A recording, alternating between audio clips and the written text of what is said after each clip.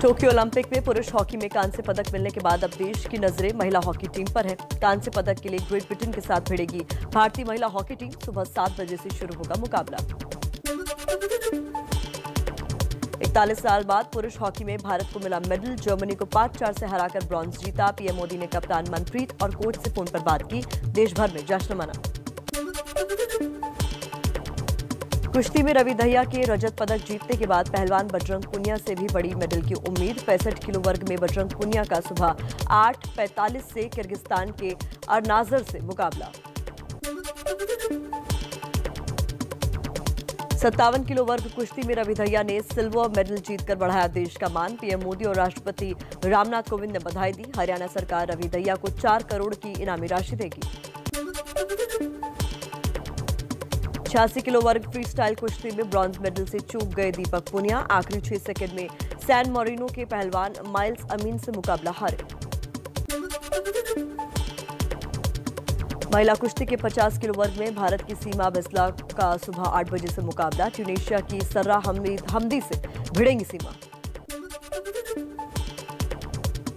महिला हॉकी खिलाड़ी वंदना कटारिया के परिवार पर जाति सूचक टिप्पणी करने के आरोप में एक व्यक्ति गिरफ्तार। ओलंपिक सेमीफाइनल में महिला टीम की हार के बाद हरिद्वार में वंदना के घर के बाहर पटाखे फोड़े गए थे। जाति सूचक टिप्पणी की गई थी। संसद में गतिरोध बरकरार। आज सुबह 10 बजे विपक्षी दलों की बैठक। दोनों सदनों के फ्लोर लीडर्स शामिल होंगे। राहुल भी पहुंच सकते हैं। पेगासस किसान समेत कई मुद्दों पर सरकार की घेराबंदी तेज करने पर होगा विचार। विपक्ष के हंगामे के बीच राज्यसभा में आज सदन के पटल पर रखी जाएगी 21 मंत्रालयों से जुड़ी स्थायी समिति की रिपोर्ट। 37 मंत्रालय पेश करेंगे संशोधन बिल। संसद में होते हंगामे पर पीएम मोदी बोले, कुछ लोग संसद को रोकने में लगे हैं। ये नेगेटिव लोग देश का विकास नहीं रोक सकते। पीएम मोदी ने बिना नाम लिए राहुल गांधी पर साधा निशाना। कहा, जब युवा खिलाड़ी गोल कर रहे थे तब कुछ युवा राजनेता सेल्फ गोल में लगे रहे। पेगासस जासूसी कांड पर विपक्ष के हमलों का पूर्व केंद्रीय मंत्री और बीजेपी नेता रविशंकर प्रसाद ने दिया जवाब। कहा, हम संसद में चर्चा के लिए तैयार, लेकिन विपक्ष में गंभीरता नहीं। पेगासस मुद्दे पर सुप्रीम कोर्ट में सुनवाई 10 अगस्त तक चली। सुप्रीम कोर्ट ने कहा, जासूसी हुई तो एफआईआर क्यों दर्ज नहीं कराई। जांच का आदेश देने के लिए अभी ठोस आधार नहीं। नोटिस जारी करने से पहले सरकार का भी सुनेंगे पक्ष। जाति के आधार पर जनगणना कराने की मांग को लेकर बिहार के सीएम नीतीश कुमार ने पीएम मोदी को चिट्ठी लिखी। बोले, जैसे ही समय मिलेगा मुलाकात करेंगे। अमित शाह के सामने भी हमारे सांसदों ने अपनी बातें रखी। दिल्ली कैंट में 9 साल की बच्ची से कथित रेप और हत्या को लेकर कांग्रेस नेता मल्लिकार्जुन खड़गे ने पूछा सवाल। हर चीज का श्रेय लेने वाले पीएम मोदी ने अब तक खेद क्यों नहीं जताया।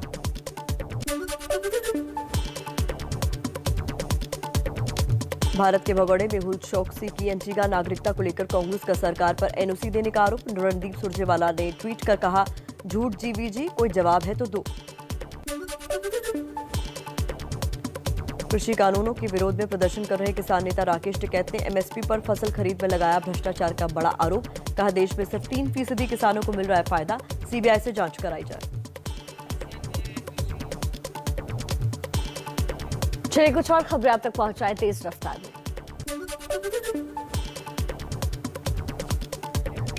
पीएम मोदी ने यूपी के अन्न योजना के लाभार्थियों से किया वर्चुअल संवाद। लाभार्थियों से पूछा, फ्री राशन मिल रहा है या फिर नहीं। सीएम योगी भी कार्यक्रम में मौजूद रहे। पीएम मोदी ने अन्न योजना के यूपी लाभार्थियों से यह भी कहा कि राज्य में गरीब के हिस्से में आने वाले अनाज की लूट अब बंद हो गई है। यूपी विधानसभा चुनाव के लिए समाजवादी पार्टी ने फूंका बिगुल। लखनऊ में अखिलेश यादव और कन्नौज में डिंपल यादव ने साइकिल यात्रा को हरी झंडी दिखाई। अखिलेश यादव ने यूपी में 400 सीट जीतने का किया दावा। एबीपी न्यूज से बोले, बीजेपी सरकार की नाकामियों से हर वर्ग परेशान।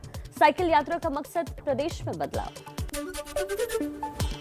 लखनऊ में बीजेपी के सोशल मीडिया और आईटी सेल के पदाधिकारियों की वर्कशॉप। सीएम योगी, सुनील बंसल और स्वतंत्र देव सिंह शामिल होंगे।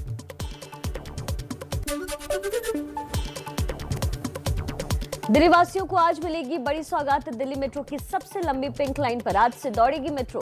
केंद्रीय मंत्री हरदीप पुरी और सीएम केजरीवाल दिखाएंगे हरी झंडी। पिंक लाइन में कुल 38 स्टेशन। असम मिजोरम के बीच सीमा विवाद सुलझने की ओर। दोनों राज्यों के बीच हुई बैठक के बाद असम सरकार ने मिजोरम की यात्रा पर न जाने की एडवाइजरी वापस ली। कर्नाटक में 4000 करोड़ के आईएमए पॉन्जी स्कीम घोटाले में ईडी ने मुंबई में 4 जगहों पर छापा मारा। कर्नाटक के कांग्रेस नेता रोशन बेग को गिरफ्तार कर चुकी है ईडी। कर्नाटक के पूर्व मंत्री रोशन बेग और एक कांग्रेस विधायक के परिसरों पर ईडी की छापेमारी पर बोले सीएम बोम्मई, ये राजनीति से प्रेरित नहीं, ईडी अपना काम कर रही है। भ्रष्टाचार से जुड़े एक मामले में कर्नाटक हाईकोर्ट ने पूर्व सीएम येदियुरप्पा और उनके बेटे बीवाई विजयेंद्र को जारी किया नोटिस। 17 अगस्त तक पेश होने को कहा गया। राम मंदिर के भूमि पूजन के 1 साल पूरा होने पर अयोध्या में हुआ भव्य कार्यक्रम। सीएम योगी विशेष आयोजनों में शामिल हुए। दियों से जगमगाई रामनगरी। यूपी के रामपुर में जौहर यूनिवर्सिटी का गेट तोड़ने की कार्रवाई शुरू। पुलिस ने आजम खान के घर पर नोटिस चिपकाया। 15 दिन के अंदर 1,63,80,000 रुपए जुर्माना भरने और कब्जा हटाने का आदेश दिया। एमपी के बाढ़ग्रस्त जिले शिवपुरी में एक घर की छत पर फंसे परिवार को आईटीबीपी जवानों ने हेलीकॉप्टर से रेस्क्यू किया। 4 दिन से भूखे प्यासे फंसे थे परिवार के 4 लोग। खराब मौसम के बीच मसूरी में पहाड़ी रास्ते पर लैंडस्लाइड। देहरादून की तरफ जाने वाला रास्ता बंद होने से कई लोग फंसे। उत्तरकाशी में तेज बारिश के बाद रिहायशी इलाकों में घुसा मिट्टी वाला सैलाब। 2 पहिया वाहनों को बचाते दिखे लोग। देश में कोरोना की दूसरी लहर का संकट बरकरार। पिछले 24 घंटे में तकरीबन 43,000 नए केसेस सामने आए। 533 मरीजों की मौत भी हुई। केरल में एक दिन में सबसे ज्यादा 22,414 नए मामले मिले। देश में अब तक तकरीबन 49 करोड़ से ज्यादा वैक्सीन की डोजेज लोगों को लगाई गई। कल 50,29,573 लोगों को डोजेज दी गई। सीरम इंस्टीट्यूट के सीईओ अदार पूनावाला आज केंद्रीय स्वास्थ्य मंत्री मनसुख मांडविया से मुलाकात कर सकते हैं। वैक्सीन के उत्पादन और सप्लाई को लेकर चर्चा संभव। कुछ और खबरों का कर लेते हैं रुख, इसी तरह फटाफट अंदाज। वैक्सीन को लेकर बंगाल की सीएम ममता बनर्जी ने केंद्र पर फिर लगाया भेदभाव का आरोप। पीएम मोदी को चिट्ठी लिखकर कहा हर दिन 4 लाख डोज ही लगा पा रहे हैं, जबकि चाहिए 11 लाख डोज। ममता के वैक्सीन वाले आरोप पर बोले बंगाल बीजेपी अध्यक्ष दिलीप घोष। केंद्र ने बंगाल को 3 करोड़ 14 लाख डोज दी, लेकिन 50 लाख डोज का कोई हिसाब नहीं। पता नहीं कहां गई वैक्सीन। बंगाल में नेता विपक्ष शुभेंदु अधिकारी ने ममता सरकार पर लगाया आरोप। कहा टीकाकरण में भी बीजेपी समर्थकों से हो रहा है भेदभाव, नहीं लगाए जा रहे टीके। धनबाद के जज उत्तम आनंद हत्याकांड मामले में सुप्रीम कोर्ट आज करेगी सुनवाई। स्वतः संज्ञान लेते हुए कोर्ट ने पिछली सुनवाई में कोर्ट ने झारखंड के मुख्य सचिव और डीजीपी से रिपोर्ट मांगी थी। सीबीआई कर रही है मामले की जांच। दिल्ली दंगा मामले में आम आदमी पार्टी के पूर्व पार्षद ताहिर हुसैन की जमानत याचिका पर आज हाईकोर्ट में सुनवाई। ताहिर हुसैन पर पिछले साल उत्तर पूर्वी दिल्ली में हिंसा भड़काने का आरोप है। श्रीनगर के परिमपोरा में आतंकियों ने सशस्त्र सीमा बल की पोस्ट पर ग्रेनेड फेंका। किसी के घायल होने की खबर नहीं। भारत का निर्यात 400 अरब डॉलर तक पहुंचाने के लिए पीएम मोदी की आज अहम टारगेट मीटिंग। पीयूष गोयल और एस जयशंकर के अलावा कई देशों में मौजूद भारतीय राजनयिक और वाणिज्य प्रतिनिधि शामिल होंगे। भारत की अगुवाई में आज संयुक्त राष्ट्र सुरक्षा परिषद की वर्चुअल बैठक। अफगानिस्तान के मुद्दे पर होगी बातचीत। अफगानी विदेश मंत्री हनीफ आतमर ने एस जयशंकर से विशेष सत्र बुलाने का आग्रह किया था। पाकिस्तान के रहीम यार खान जिले में हिंदू मंदिर में तोड़फोड़ पर भारत का सख्त रुख। पाकिस्तानी उच्चायोग के प्रमुख को तलब कर जताया कड़ा एतराज। हिंदू मंदिर तोड़ने की घटना पर भारत के विरोध से घुटने पर आया पाकिस्तान। इमरान सरकार ने आरोपियों की जल्द गिरफ्तारी और जांच के आदेश दिए। पाकिस्तानी पीएम इमरान ने घटना की निंदा करते हुए टूटे हुए मंदिर को फिर से बनवाने की बात कही। पंजाब प्रांत के रहीम यार खान जिले में तोड़ा गया था प्राचीन विष्णु मंदिर। जी हां, आज ओलंपिक में बेटियां लेकर आएंगी ब्रॉन्ज। आज ओलंपिक में फिर भारत पर हो सकती है पदकों की बारिश। आज 3 मुकाबले ऐसे हैं जिनसे देश को मेडल की उम्मीद है। पहला मुकाबला महिला हॉकी का है। भारत की शेरनियां आज ब्रॉन्ज के लिए ग्रेट ब्रिटेन में सुबह 7 बजे उनके साथ भिड़ने वाली है। उम्मीद है नमस्ते भारत पे ही हम आपको महिला हॉकी में पहली बार पदक मिलने की खुशखबरी देंगे। दूसरा मुकाबला कुश्ती के 65 किलोग्राम फ्री स्टाइल में बजरंग पुनिया का है। प्री क्वार्टर फाइनल्स मुकाबले में बजरंग पुनिया किर्गिस्तान के पहलवान से भिड़ते नजर आएंगे। वहीं महिलाओं के 50 किलोग्राम फ्री स्टाइल वर्ग में सीमा बिस्ला ट्यूनेशिया की पहलवान से भिड़ती नजर आएंगी। तो ब्रॉन्ज मेडल पक्का करने के लिए बजरंग पुनिया और सीमा बिस्ला दोनों को आज 2-2 मैच जीतने होंगे। दोनों ही वर्गों के सेमीफाइनल मुकाबले भी आज होंगे।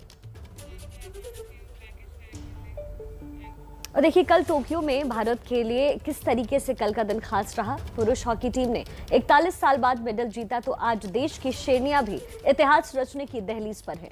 ग्रेट ब्रिटेन के खिलाफ अगर भारतीय महिला हॉकी टीम आज जीत जाती है तो ये महिला हॉकी टीम का पहला ऐतिहासिक ओलंपिक पदक होगा।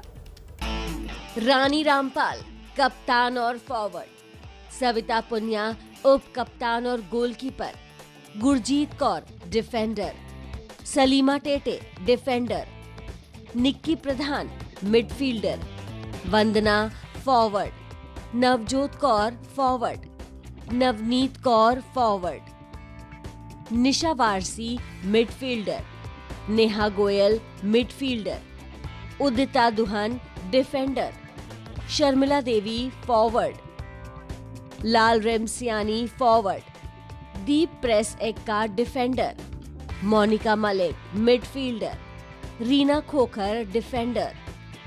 हरियाणा, झारखंड, उत्तराखंड, उत्तर प्रदेश, मिजोरम, ओडिशा, पंजाब से निकलकर टोक्यो में नए भारत की कहानी लिखने वाली देश की इन बेटियों को जानिए। देश कर्जदार है इन 16 बेटियों का जिन्होंने अपने खेल से करोड़ों भारतीयों के चेहरे पर खुशी बिखेर दी।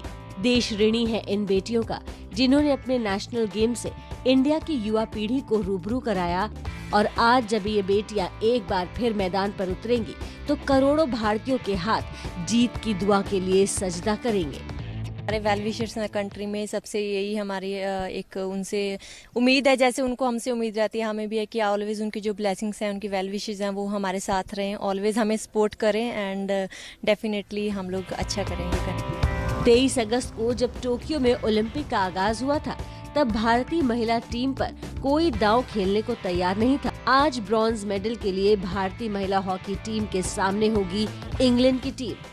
अंग्रेजों को हराकर देश की 16 बेटियों की ये टीम बन जाएगी भारत महिला हॉकी की ऑल टाइम ग्रेट टीम। भारतीय महिला हॉकी टीम पहली बार ओलंपिक सेमीफाइनल में पहुंची। ओलंपिक के इतिहास में अब तक भारतीय महिला हॉकी टीम ने कोई पदक नहीं जीता है। इतिहास रचने से भारतीय बेटियां भले ही एक कदम दूर हों, लेकिन इस सपने के हकीकत की दहलीज तक पहुंचने की कहानी कॉर्पोरेट ने जब भरोसा नहीं जताया तो पटनायक सरकार ने सहारा दिया और ओडिशा का नाम ही हॉकी की टी शर्ट पर चस्पा हुआ।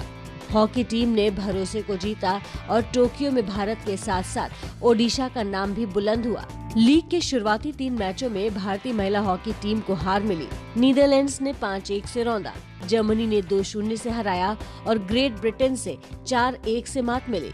करो या मरो के मुकाबले में दक्षिण अफ्रीका को 4-3 से हराया, आयरलैंड को 1-0 से हराया। क्वार्टर फाइनल में ऑस्ट्रेलिया को 1-0 से मात दी। सेमीफाइनल में अर्जेंटीना ने 2-1 से हराया। सेमीफाइनल में भले ही अर्जेंटीना के खिलाफ हार ने महिला हॉकी टीम के गोल्ड और सिल्वर मेडल के सपने को चूर किया हो, लेकिन देश की इन जाबाजों ने विरोधी खेमे को खूब छकाया। टोक्यो में नाउम्मीदी से शुरू हुआ महिला हॉकी टीम का सफर उम्मीद के साथ अंजाम पर पहुंच रहा है। देश की इन 16 बेटियों की सबसे बड़ी जीत यही है और मेडल की मुहर हॉकी की उम्मीदों को नया आसमां दे देगी। आज का दिन बड़ा है, मौका खास है, इसलिए हमारी तैयारी भी पूरी है। देश की तो निगाहें महिला हॉकी के इस ब्रॉन्ज मैच पर लगी ही है, लेकिन हम आपको बताएंगे इन खिलाड़ियों के परिवार वालों की क्या तैयारी है मैच को लेकर। हमारे साथ हरियाणा के कुरुक्षेत्र से भारतीय कप्तान रानी रामपाल के घर से संवाददाता हरपिंदर सिंह लाइव जुड़ गए हैं। चंडीगढ़ में मिडफील्डर मोनिका मलिक के घर से लाइव है सचिन कुमार। हरपिंदर, सबसे पहले वहां घर वालों के मन में क्या कुछ डाउट्स हैं आज के मैच को लेकर, क्या कुछ तैयारियां हैं, क्योंकि दिल की धड़कनें तो तेज होती हैं हर मैच से पहले। बिल्कुल, आज पूरे देशवासियों को उम्मीद है भारत की बेटियों से, क्योंकि जैसे कल लड़कों ने अच्छा प्रदर्शन करके भारत को मेडल दिलाया था, वैसे ही आज उम्मीद जताई जा रही है कि भारत की बेटियां भी आज कमाल करेंगी और भारत को पहला पदक दिलाएंगी महिला हॉकी में। दूसरे जो पहली बार भारतीय टीम ने अच्छा प्रदर्शन ओलंपिक खेलों में किया है, तो आज भी भारतीय टीम से पूरी उम्मीद की जा रही है। हम इस वक्त रानी रामपाल के घर पे मौजूद हैं, पर आज रानी रामपाल के जो पिता हैं वो काफ़ी परेशान नज़र आए थे। हालांकि उन्होंने सुबह पाठ पूजा भी की थी और उन्होंने कहा है कि वो बात नहीं करेंगे क्योंकि मैच के लिए वो काफ़ी परेशान है, उन्होंने साफ कह दिया है। और जो जैसे पिछले मैच में हार मिली थी सेमीफाइनल के मुकाबले में, उनका कहना है कि उस मुकाबले से मैं काफ़ी परेशान हुआ हूँ क्योंकि भारतीय टीम जो है वो हार गई, वो मेडल जो सिल्वर और गोल्ड जीतना था वो नहीं जीत सकी। हमारे पास साथ उनके यानी कहीं ना कहीं हरपिंदर घबराहट है परिवार वालों के अंदर, जो कि जाहिर तौर पर परिवार के अंदर होती है। जब भी बच्चे का एग्जाम होता है तो उस छात्र से ज्यादा पेरेंट्स जो होते हैं वो परेशान होते हैं। चंडीगढ़ में मिडफील्डर मोनिका मलिक के घर के बाहर सचिन इस वक्त है। सचिन, इस वक्त वहां का क्या माहौल और परिवार किस तरह की उम्मीद जता रहा है? जी, इस वक्त हम मोनिका मलिक के घर पर मौजूद हैं चंडीगढ़ में। तो परिवार जो है एक्साइटेड है डेफिनेटली मैच के लिए जो है, और अभी 7 बजे जब मैच शुरू होगा तो परिवार जो है ऑलरेडी मैच देखने के लिए तैयार है। हमारे साथ मोनिका मलिक के पापा बैठे हैं, तकदीर सिंह मलिक। हम उनसे भी बात करेंगे कि क्या आज आशाएं हैं उनको आज के मैच से। जी तकदीर जी, क्या एक्सपेक्टेशंस हैं आज के मैच से आपको? देखिए, आज शिवरात्रि है और ही भारत में भगवान शिव जी का त्यौहार माना जाता है और बड़ा शुभ दिन है। उम्मीद पूरी है हमें, आज भगवान जिताएंगे टीम इंडिया को। एक्साइटमेंट है, कहीं ना कहीं नर्वसनेस है? नहीं जी, नर्वसनेस का क्या काम अभी तो। जी, तो आप सुन रहे थे, ये पापा हैं मोनिका मलिक के। तो कहीं ना कहीं पिछले मैच में भी हमने देखा था कि मोनिका मलिक के पापा जब मैच शुरू होना था उससे पहले भी यहाँ पूजा पाठ कर रहे थे।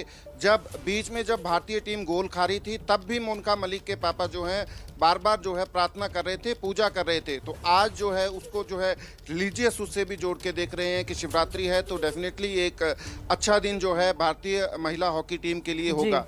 मोनिका मलिक के भाई हमारे साथ हैं आशीष। आशीष से हम बात करेंगे ज़रूर कि वो क्या आश लगा के बैठे हैं। आशीष, क्या एक्सपेक्टेशंस हैं आज के मैच से? एक्साइटमेंट तो होगी ज़रूर। सर, एक्साइटमेंट बहुत है, उम्मीदें हैं कि आज हम जीत जाएंगे, नर्वसनेस भी बहुत है। आपने पिछली बार बताया था हमें कि आप मैच नहीं देखते हैं, तो आज देखेंगे इस मैच को? सर, ट्राई करूँगा, श्योर नहीं कह सकता, देखूँगा। पिछले मैच बड़ा दुख सा हो रहा है तो उसको बुला के अब देखते हैं। सचिन, इनके भाई से आप चूंकि बात कर रहे हैं, जरा एक बार दर्शकों के लिए जरा पूछिए और जानिए कि क्यों नहीं देखते हैं ये मैच। जी, आशीष, आप हम बताएंगे कि आप मैच क्यों नहीं देखते हैं? सर, नर्वसनेस बड़ी होती है, प्रेशर बहुत है सर, बहुत बड़ा गेम है, ओलंपिक मेडल के लिए मैच हो रहा है तो नर्वसनेस ज़्यादा होती है। जी, आप सुन सकते हैं साफ तौर से कि नर्वसनेस जो है, बेसिकली नर्वसनेस होती है, परिवार जो है एक्साइटेड होता है, तो बीच में जो ये मैच नहीं देखते हैं। इन्होंने पिछली बार भी हमें बताया था कि ये मैच नहीं देखते हैं। तो आज 7 बजे से अभी मैच शुरू होगा, तो फिलहाल जो है एक्सपेक्टेशंस हैं, आशा है इनको कि आज ब्रॉन्ज मेडल जो है भारतीय टीम जीतेगी। हालांकि पिछले मैच से जो डिसअपॉइंटमेंट इनको हुई थी पिछली हार से, बट फिर भी आज ब्रॉन्ज मेडल के लिए पूरी तरह ये बिल्कुल। होपफुल हैं कि घर वालों के अंदर नर्वसनेस जरूर है सचिन, लेकिन पूरे देश की निगाहें जो है आज हमारे इन खिलाड़ियों पर टिकी हुई है। रानी रामपाल के घर के बाहर हरपिंदर सिंह लगातार वहां से हमें अपडेट पहुंचा रहे हैं। हरपिंदर, इस वक्त वहां का क्या माहौल है और क्या परिवार वालों से आपकी कुछ बातचीत हुई है अभी? नहीं, अभी बातचीत नहीं हो पाई है क्योंकि उन्होंने साफ कहा था कि हम तब तक बात नहीं करेंगे जब तक मुकाबला शुरू नहीं होता, जब मैच से बाद में बात करेंगे, क्योंकि बहुत परेशान नजर आए थे क्योंकि पिछली जो हार हुई है भारतीय टीम की उसको लेकर। हमारे साथ उनके पड़ोसी जुड़ हैं, उनसे बात करते हैं कि उनका क्या कहना है इस मुकाबले को लेकर। प्रीतपाल जी, क्या आज भारत की बेटियों से आपको अपेक्षा है कि भारत आज मेडल जीतेगा ब्रॉन्ज? हाँ जी, हमें भारत की बेटियों से 100% उम्मीद है कि वो मेडल लेके आएंगी। जैसे वो अर्जेंटीना के अगेंस्ट मैच के लिए जिस जोश से, जिस होश से, अगर वैसा ही मैच उन्होंने खेला तो रेफरी ने भी अगर इंसाफ किया, क्यों मैंने आम मैचों में हमने देखा है उनका झुकाव यूरोप की तरफ रहता है, जो हम एशियन लोग हैं उनकी तरफ वो कम रखते हैं। देखो आपने बॉयज़ का देखा है, 6 सेकंड से पहले भी पेनल्टी कॉर्नर दे रहे, बार बार रिपीट करते रहे। तो हम ये चाहते हैं वो भी कोई पार्शलिटी ना करें, रेफरी वगैरह भी, और बेटियां हमारी जैसे अर्जेंटीना के बरखिलाफ खेली हैं वैसे खेलें और पेनल्टी कॉर्नर को बड़े हौसले से, बड़े पेशेंस से। चैलेंज छोटा मोटा नहीं है, बड़ा है हरपिंदर, क्योंकि आज का मुकाबला उस टीम से जिससे पहले एक बार 4-1 से हम हार चुके हैं, इसलिए जो गलतियां पिछले मैच में की थी, कोशिश टीम इंडिया की यही रहेगी कि वो दोबारा ना दोहराई। जैसा कि आप जानते हैं, देश की निगाहें टिकी हुई हैं आज होने वाले महिला हॉकी के मुकाबले पर, क्योंकि अगर आज का मैच हम जीते तो ब्रॉन्ज पक्का। और परिवार वालों की क्या स्थिति है, क्योंकि जब भी मैच होता है तो परिवार वालों के लिए भी परीक्षा की ही घड़ी होती है,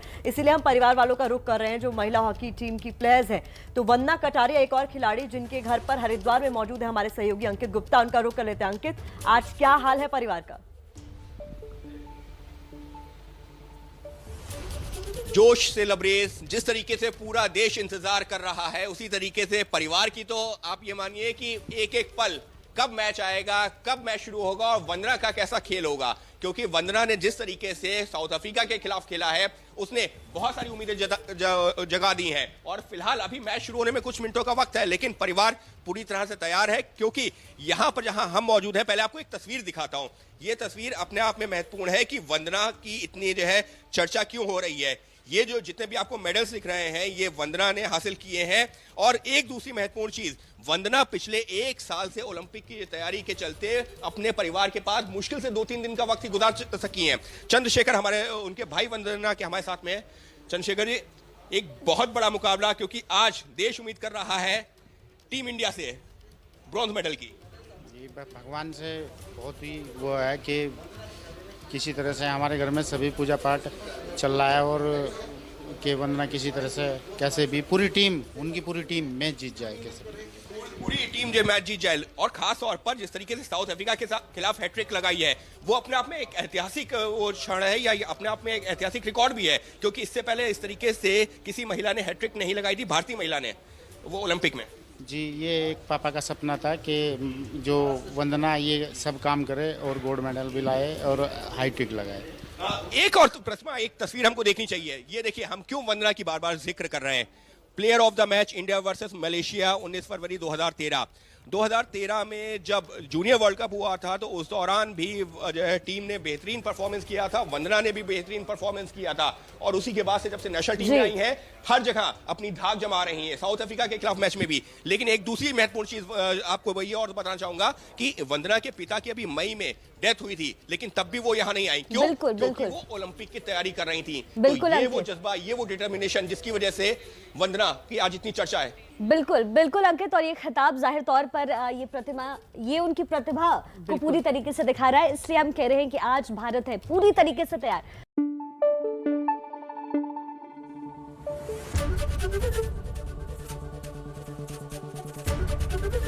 एबीपी न्यूज आपको रखे आगे।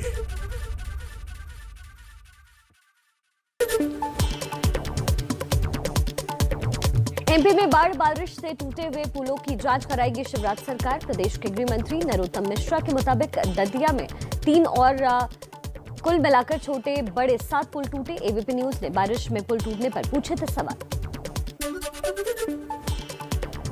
गुना में बाढ़ में फंसी 8 जिंदगियों को बचाया गया। एबीपी न्यूज ने ग्राउंड जीरो से रिपोर्टिंग करते हुए कैमरे में कैद की रेस्क्यू ऑपरेशन की तस्वीरें। गुना में पिछले 5 दिन से हो रही बारिश से खराब है हालात। एमपी के बाढ़ग्रस्त जिले शिवपुरी में एक घर की छत पर फंसे परिवार को आईटीबीपी जवानों ने हेलीकॉप्टर से रेस्क्यू किया। 4 दिन से भूखे प्यासे फंसे थे परिवार के 4 लोग। खराब मौसम के बीच मसूरी में पहाड़ी रास्ते पर लैंडस्लाइड। देहरादून की तरफ जाने वाला रास्ता बंद होने से कई लोग फंसे।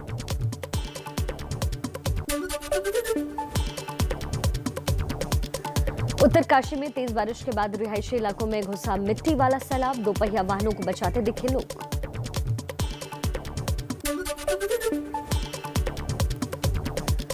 यूपी में बाढ़ का खतरा अभी बरकरार। वाराणसी में गंगा की उफनती लहरों ने घाटों को अपनी चपेट में लिया।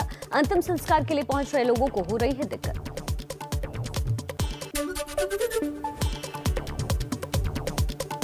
देश में कोरोना की दूसरी लहर का संकट अब भी बरकरार। पिछले 24 घंटे में तकरीबन 43,000 नए केसेस सामने आए। 533 मरीजों की मौत भी हुई। केरल में एक दिन में सबसे ज्यादा 22,414 नए मामले सामने आए। दिल्ली में 24 घंटे में कोरोना से 61 लोग संक्रमित, 2 लोग की मौत। मुंबई में 324 नए मरीज मिले और 9 मरीजों की जान भी गई। कोरोना के बीच यूपी में आज बीएड की प्रवेश परीक्षा। प्रदेश के सभी जिलों में 2 शिफ्टों में रखी गई थी प्रवेश परीक्षा। देश में अब तक तकरीबन 49 करोड़ से ज्यादा वैक्सीन की डोजेज लोगों को लगाई गई है। कल 50,29,573 लोगों को डोजेज दी गई।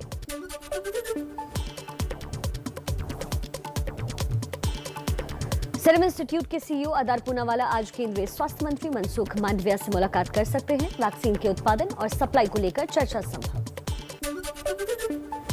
मुंबई में आम लोगों के लिए लोकल ट्रेनें शुरू करने को लेकर बीजेपी का आंदोलन। बीजेपी का कहना है कि जिन लोगों ने वैक्सीन की दोनों डोजेज ले ली है उन्हें लोकल में सफर करने की इजाजत मिले। वैक्सीन को लेकर बंगाल की सीएम ममता बनर्जी ने केंद्र पर फिर लगाया भेदभाव का आरोप। पीएम मोदी को चिट्ठी लिखकर कहा हर दिन 4 लाख डोजेज ही लग पा रहे हैं जबकि चाहिए 11 लाख।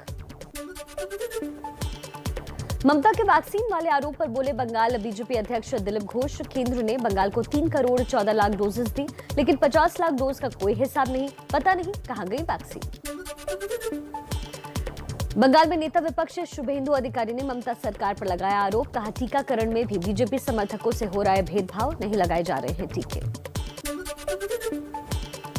संसद में गतिरोध बरकरार। आज सुबह 10 बजे विपक्षी दलों की होगी बैठक। दोनों सदनों और फ्लोर लीडर्स शामिल होंगे।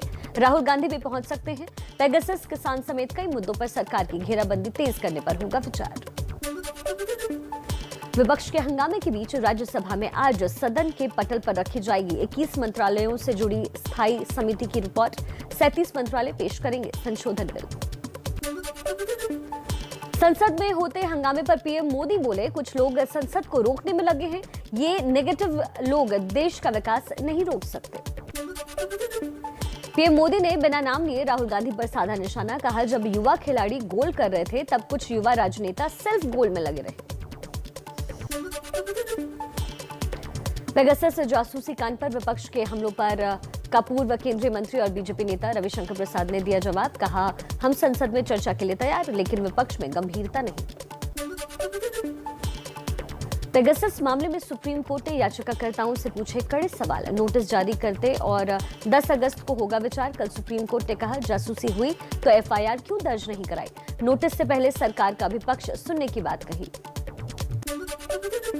जाति के आधार पर जनगणना कराने की मांग को लेकर बिहार के सीएम नीतीश कुमार ने पीएम मोदी को लिखी चिट्ठी। बोले जैसे ही समय मिलेगा मुलाकात करेंगे।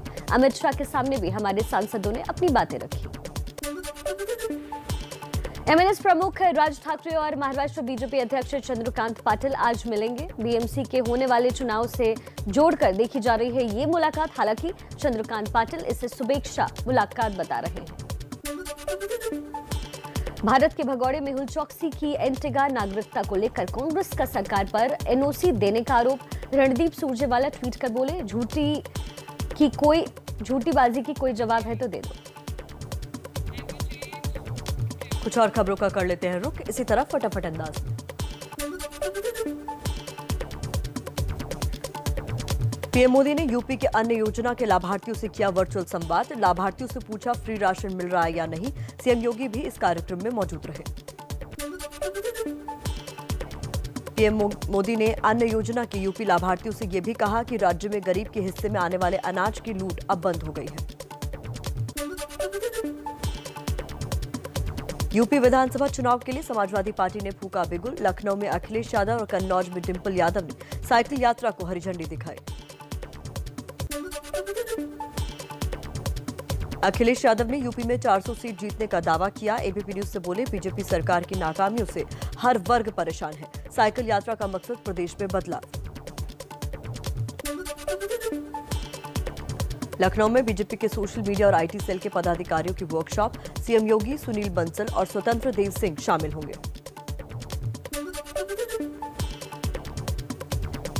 दिल्ली वासियों को आज मिलेगी बड़ी सौगात। दिल्ली मेट्रो की सबसे लंबी पिंक लाइन पर आज से दौड़ेगी मेट्रो। केंद्रीय मंत्री हरदीप पुरी और सीएम केजरीवाल दिखाएंगे हरी झंडी। पिंक लाइन में कुल 38 स्टेशन।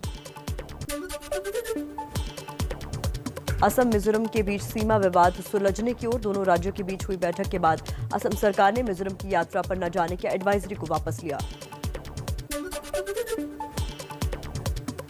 कर्नाटक में 4000 करोड़ के आईएमए पॉन्जी स्कीम घोटाले में ईडी ने मुंबई में 4 जगहों पर छापेमारी की।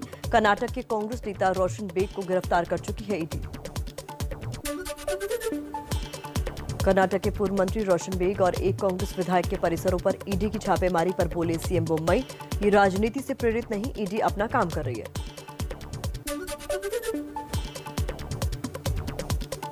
भ्रष्टाचार से जुड़े एक मामले में कर्नाटक हाईकोर्ट ने पूर्व सीएम येदियुरप्पा और उनके बेटे बीवाई विजेंद्र को जारी किया नोटिस। 17 अगस्त तक पेश होने को कहा। राम मंदिर के भूमि पूजन के 1 साल पूरा होने के मौके पर अयोध्या में हुआ भव्य कार्यक्रम। सीएम योगी विशेष आयोजनों में शामिल हुए। दीपों से जगमगाई रामनगरी अयोध्या।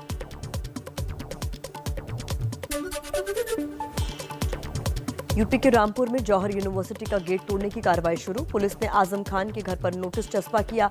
15 दिन के अंदर 1,63,80,000 रुपए जुर्माना भरने और कब्जा हटाने का आदेश।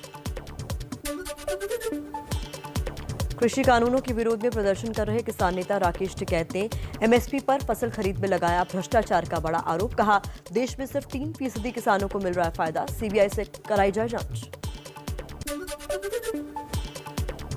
दिल्ली कैंट इलाके में 9 साल की जिस बच्ची की कथित रेप के बाद हत्या कर दी गई थी, उसका आज होगा अंतिम संस्कार। इससे पहले बच्ची के परिवार को अस्पताल लेकर जाएगी पुलिस।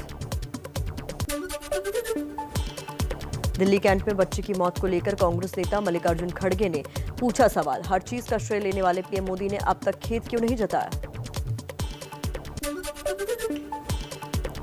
धनबाद के जज उत्तम आनंद हत्याकांड मामले में सुप्रीम कोर्ट आज करेगी सुनवाई।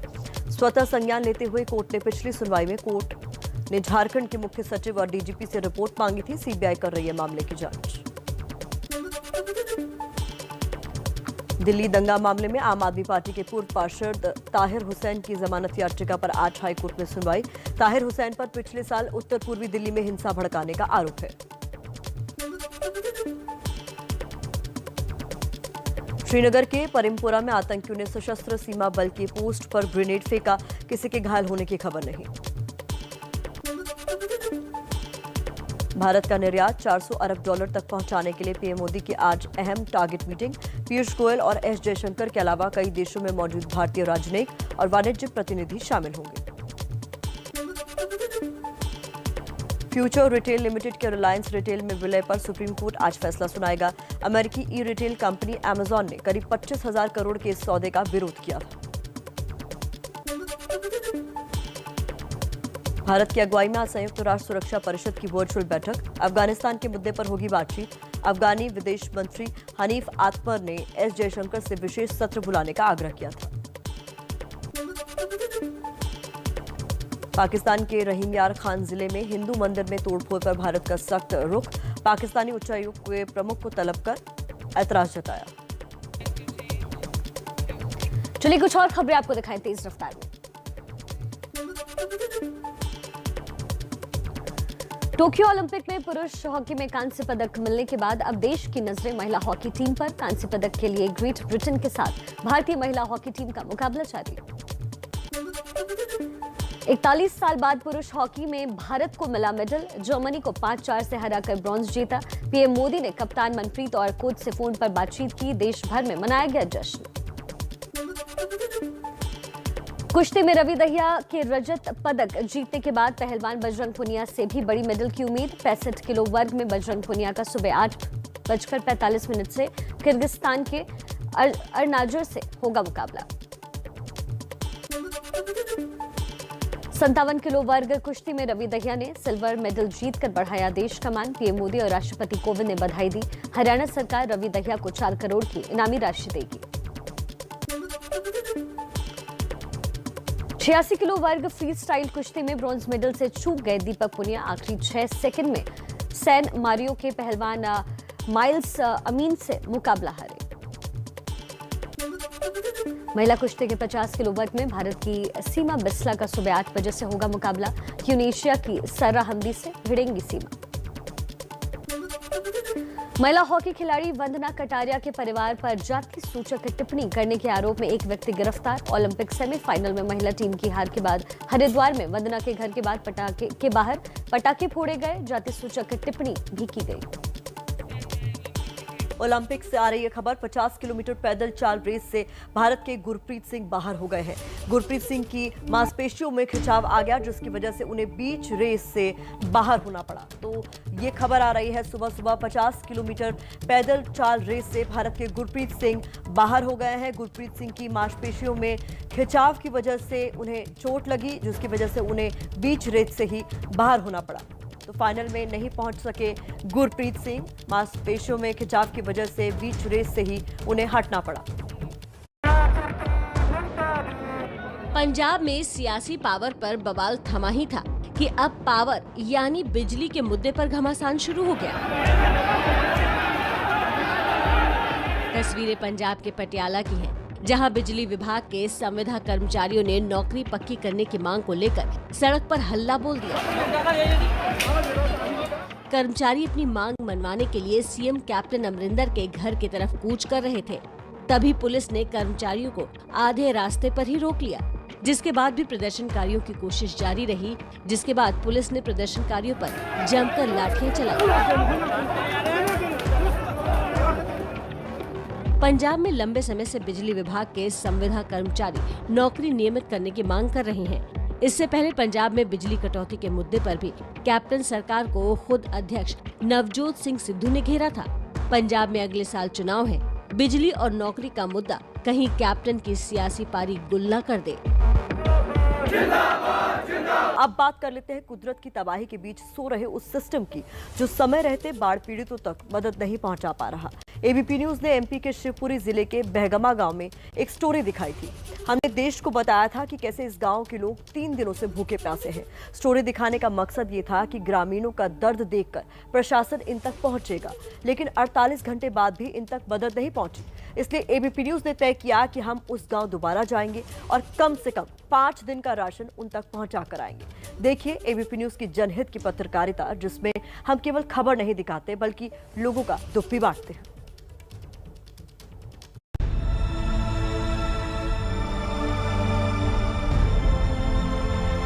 कुछ नहीं बचा, शरीर बचा बस।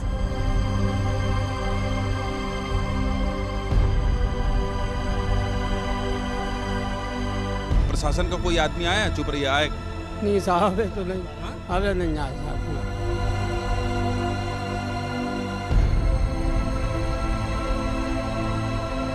आप हिम्मत से हारेंगे तो फिर घर के लोग आपके पीछे हैं, कैसे संभालेंगे? क्या करें सर, प्रशासन से मदद मांग मिल जाएगी। नहीं, आप शांत रहिए।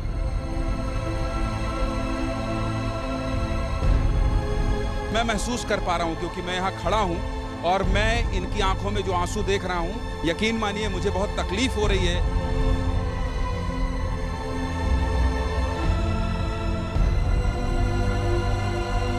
सवाल जा रही है बड़ा जरूरी, ये मकान पूरे गरीब सब अचवारे में। प्रशासन आएगा, दद्दू प्रशासन आएगा, आपकी मदद करेगा। कछु नहीं बेचा, 3 दिन से रोटी नहीं, खाना नहीं। हाँ। भूखे पेट 3 दिन की तड़प, आफत के बाद अनदेखी के अनगिनत आंसू और सब कुछ छिन जाने से छलनी हुआ कलेजा, इन सब को एक धागे में पिरो दे तो जो तस्वीर बनती है उसे आप बहगमा कह सकते हैं।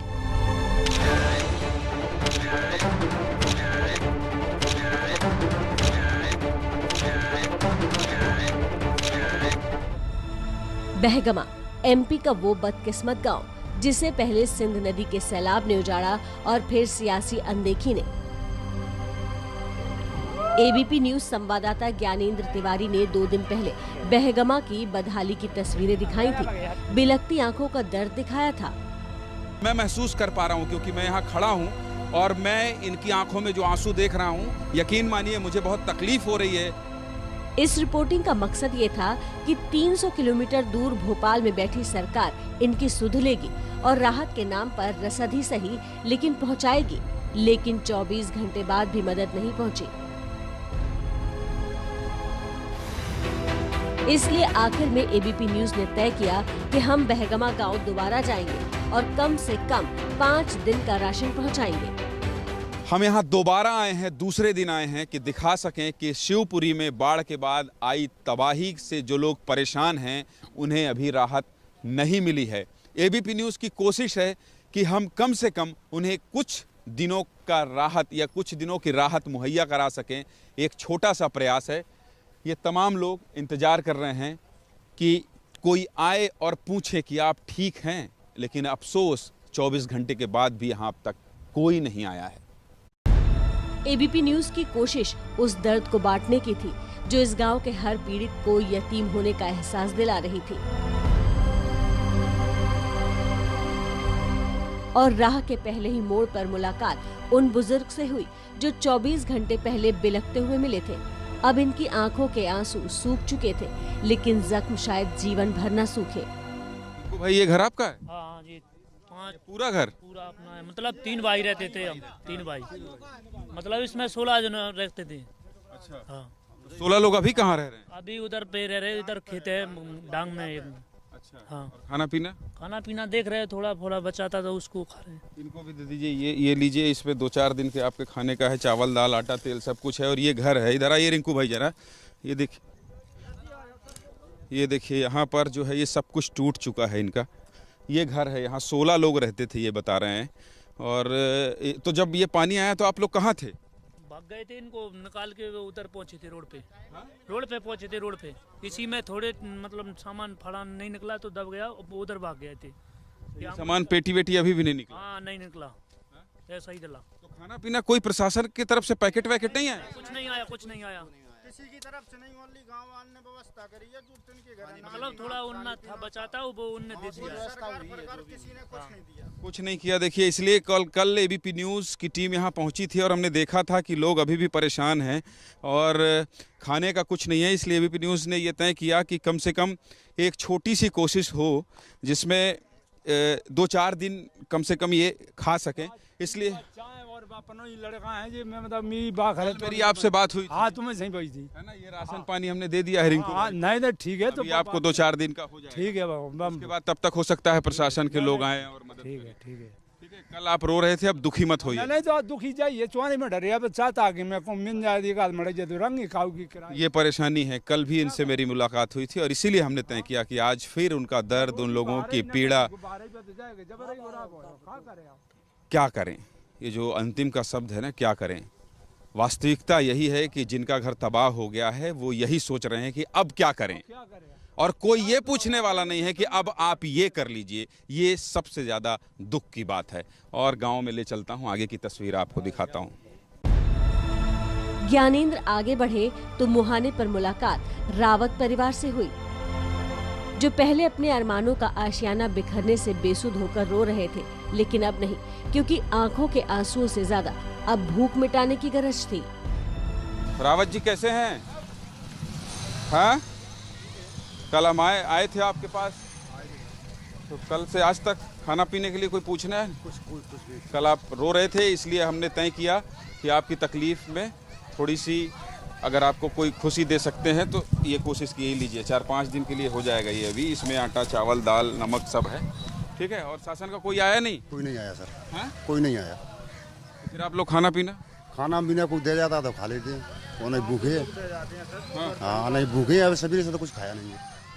और क्या साफ हो रहा है घर? इसको साफ कर दिया, इसमें नहीं हो रही है अभी। कल मैं यहीं आया था और रावत परिवार के मुखिया हैं ये, आज भी ये घर में लगे हुए हैं कि घर किसी तरह से साफ हो जाए, रहने लायक हो जाए। वो तो पूरा टूट गया है। वो तो टूट गया, उसमें गड्ढा हो गया। हाँ, गड्ढा हो गया, उसमें खराब हो गया। बच्चे वगैरह कहाँ हैं? बच्चे वगैरह भी खिराए हैं, गाँव में अभी तक ये स्थिति है। फिर भी कोशिश है कि इनके दुख में अगर कहीं से खुशी थोड़ी देने की कोशिश कर लें हम लोग, तो थोड़ी राहत मिलेगी, बतौर इंसान थोड़ी राहत मिलेगी कि चलिए कम से कम इनके दुख को हमने भी बांटा। लेकिन अफसोस कि जिन्हें देना चाहिए, अफसोस जिन्हें आकर इनका हाल जानना चाहिए, वो नहीं आए। जिले के कलेक्टर क्या इसीलिए होते हैं? इलाके के विधायक क्या इसीलिए होते हैं? जनप्रतिनिधि क्या इसीलिए होते हैं? कोई जिनका मैंने नाम लिया, कोई आया? कोई नहीं आया सर। कोई नहीं आया। किसी ने पूछा कि रावत जी खाना खाए हैं कि नहीं? किसी ने नहीं पूछा सर। सैलाब आया, सब कुछ डूबो गया, लेकिन जिनसे उम्मीद थी कि तबाही के इस मंजर से उबार लेंगे, उनके ना आने का गम लोगों को ज्यादा है। और जो चुनाव में एक एक वोट का हिसाब रखना जानते हैं, उन्हें इस बुजुर्ग किसान की जुबानी खेती खलिहानी का ये हिसाब और नुकसान दोनों जरूर सुनना चाहिए। हम तो बर्बाद ही बैठे हैं। जितने सरकारी कागज थे वो बर्बाद, बैंकों की किताबें और खाते की किताबें जो भी बर्बाद हैं। सरकारी से याद आया, सरकारी आदमी कोई आया आपके पास? नहीं, कोई नहीं आया हमारे पास सरकारी। न तो तहसीलदार न पटवारी तो आज तक इनकारी करने नहीं आया यहाँ। कोई खाना देने आया? नहीं, कोई खाना देने कोई व्यक्ति आज तक नहीं आया। कोई पूछने आया? नहीं, कोई पूछने नहीं आया यहाँ। क्या कर रहे हैं आप यहाँ? यहाँ कछु नहीं, पड़े हैं पैसे, जो सामान सड़ो बसो इसके लिए जो है लगा रहे हैं, दोखें छतों पर डाल रहे हैं। ये देखिए, ये इनके मेहनत की कमाई है। 40 क्विंटल गेहूं जिसका चला जाए, एक एक क्विंटल के लिए। दद्दू बैठो जरा, आप कितनी मेहनत करते हो एक क्विंटल उगाने के लिए खेतों में? खेतों में इतनी मेहनत होती है कि 1200 का कट्टा एक, और डीएपी का कट्टा 1200 का आता है खाद का, एक कट्टा सुफर का 350 रुपये का, 1 क्विंटल यूरिया का, और मोटर का बिल। देखो साहब, चना मैं क्या कहूँ, मैं क्या बताऊँ आपको? कह तो रहे हैं दद्दू, सब परेशानी तो बता रहे हैं, अब इसे कैसे बताऊं, कैसे समझाऊं? कल से समझा रहा हूं, कल से एबीपी न्यूज़ समझा रहा है, जिम्मेदारों को दिखा रहा है तस्वीर। आइए पूछिए, जो विधायक हैं उनको देखना चाहिए, जो मंत्री हैं उनको देखना चाहिए। मुख्यमंत्री शिवराज सिंह चौहान हवाई दौरा कर रहे हैं, जमीन में उतरिए, इनको देखिए। आप प्रदेश के मुखिया हैं, आप नहीं तो कौन सुनेगा? क्योंकि आपका नीचे का सिस्टम तो पूरा ध्वस्त है। यहाँ के हालातों को देखकर तो मैं यही कह सकता हूँ। कैमरा पर्सन दुर्गेश साहू के साथ ज्ञानंद तिवारी, एबीपी न्यूज़, बहगमा गांव, शिवपुरी। शिवपुरी एमपी के उन जिलों में शामिल है जहां सिंध नदी के सैलाब ने तबाही की तारीखें लिख दी हैं। सीएम शिवराज सिंह चौहान 2 दिन पहले तक लोगों को ढांढस बंधा रहे थे, अब भी वही कर रहे हैं। फर्क बस इतना है कि लाचारगी पर महाविनाश का पर्दा डाल रहे हैं। महाविनाश हुआ है, इसके पहले भी बाढ़ आती थी, लेकिन नुकसान सीमित होता था। यहाँ हजारों करोड़ रुपए का, तो मैं कहूँगा चंबल ग्वालियर संभाग में हमारा इंफ्रास्ट्रक्चर ध्वस्त हो गया। पानी इतने बेग से और इतनी तेजी से आया कि बाकी चीजें नहीं बचा पाए सिवाय इंसान की जिंदगी के। सैलाब के सितम से निपटने के लिए राज्य के साथ साथ केंद्रीय एजेंसियां भी लगी हैं। थल सेना और वायुसेना भी मदद पहुंचा रही है, लेकिन लोगों की शिकायत है कि आपदा के इस आफतकाल में कमी अब भी कोशिशों की है, क्योंकि राहत पहुंचाने का दायरा गिनती का है और पीड़ितों की संख्या अनगिनत।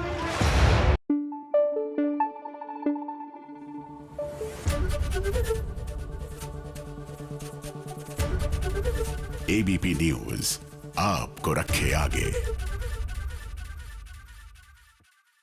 और मयंक, बहुत बहुत स्वागत आपका एबीपी न्यूज पर। सबसे पहले तो अक्षय कुमार अनलॉक करने वाले हैं सिनेमा हॉल को, उन्होंने किया भी, वो तस्वीरें भी हमने देखा, तो वो अब फिल्म बेल बॉटम से कितनी उम्मीद है?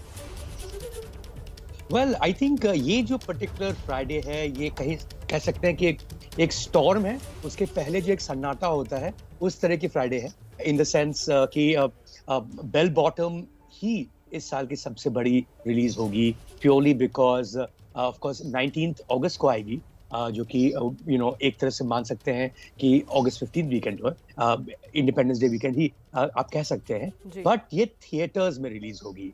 और अब काफी राज्यों में थिएटर्स खुलने लगे हैं। ऑफ कोर्स महाराष्ट्र में अभी भी नहीं खुले हैं, तमिलनाडु में भी नहीं, केरला में भी नहीं, बट और सब जो राज्य हैं वहां पे जो थिएटर्स खुल चुके हैं वहां पे लोग एक्चुअली बकायदा जाकर फाइनली एक फिल्म देख सकते हैं जो थिएट्रिकल रिलीज मानी जा सकती है। तो और प्लस अक्षय कुमार हैं, ये जॉनरा जो है ये स्पाई थ्रिलर है, इन्होंने बेबी फिल्म की थी, स्पेशल 26 की थी फिल्म, इन्होंने एयरलिफ्ट की थी, तो वो जॉनरा इनके साथ काफी ठीक बैठता है। एंड जो अभी जो थिएटर में जो थिएट्रिकल ट्रेलर जो सामने आया है, आई थिंक सब बात कर रहे हैं इस वक्त सिर्फ लारा दत्ता की, क्योंकि जो इनका ट्रांसफॉर्मेशन है इंदिरा गांधी के रोल में, जो जिस तरह का प्रोस्थेटिक मेकअप लगाया गया है, that is a first shocking value.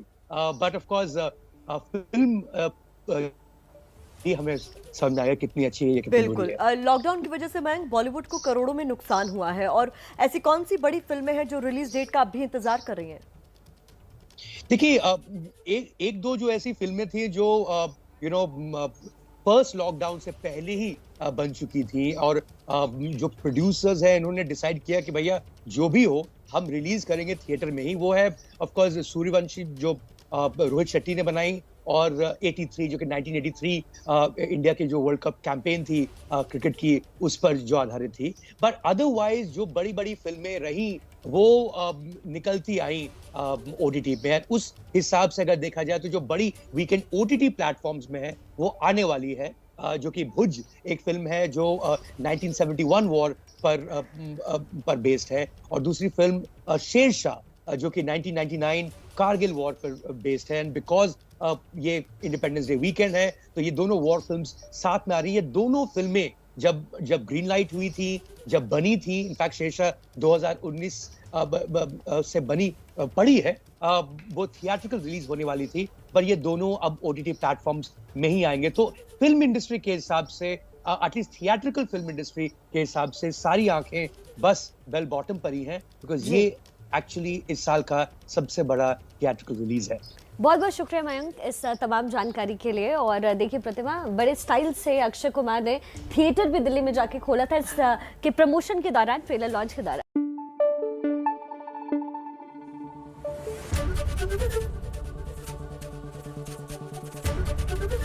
ABP news आपको रखे आगे। इस वक्त की बड़ी खबर आपको बता दें, मुंबई से जहां जुहू बीच से लगभग 5 से 6 किलोमीटर के दायरे में तेज बहकर आ गया है। आपको बता दें तेल के फैलाव से जुहू बीच की रेत भी काली हो गई है। तेल रिसाव के बाद बीएमसी हरकत में आई और बीच की सफाई में लगातार जुटी हुई है। समंदर का तेल बहकर जुहू बीच पर आ गया, जिसकी वजह से ये आप तस्वीरें देखिए किस तरीके से यहाँ रेत भी काली पड़ गई है। मुंबई के जुहू बीच से ये तस्वीरें, समंदर का जो तेल है, रिसाव जो हो रहा था लगातार, उसकी वजह से ये तस्वीरें मुंबई से आ रही है जहां रेत भी काला पड़ गया। बड़ी पैमाने पर तेल जो है वो यहाँ पर नजर आ रहा है। बीएमसी के कर्मचारी जो है यहाँ पर साफ सफाई में हम देख सकते हैं कि साफ सफाई जो है वो कर रहे हैं। ये इस तेल की वजह से जो समुद्र की जैव विविधता है उसको भी धोखा पहुँचते हुए नजर आ रहा है। साथ में बड़े पैमाने पर जो तेल है वो कहाँ से आ रहा है ये इसका भी अभी तक पता नहीं चला है, पर बीएमसी के कर्मचारियों की तरफ से जो है वो अच्छी तरह से साफ सफाई होते हुए नजर आ रही है। कैमरामैन गजानन बालापुरकर के साथ Abhishek Muthal, ABP news, Mumbai.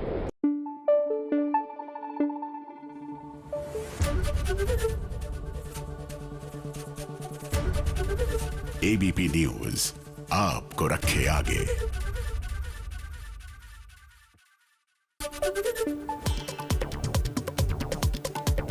Tokyo Olympic में इस वक्त भारतीय महिला हॉकी टीम का ग्रेट ब्रिटेन के साथ मुकाबला जारी है। भारत ने विरोधी टीम के खिलाफ 3-2 से बढ़त बना ली है। एक वक्त 2-0 से पिछड़ने के बाद बेटियों ने अपना दमखम दिखाया और ब्रिटेन पर दबाव बना दिया है। महिला हॉकी टीम ब्रॉन्ज मेडल के लिए पुरुष टीम की उपलब्धि को दोहराने के इरादे से मैदान में उतरी है।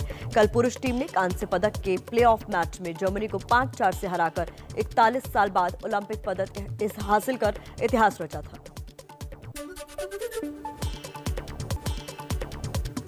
भारतीय महिला हॉकी टीम की खिलाड़ी वंदना कटारिया के परिवार पर जाति सूचक टिप्पणी करने के आरोप में एक शख्स को गिरफ्तार कर लिया गया है। आरोप है कि भारतीय महिला हॉकी टीम के सेमीफाइनल में हारने पर हरिद्वार में वंदना कटारिया के घर वालों के साथ बदसलूकी की गई।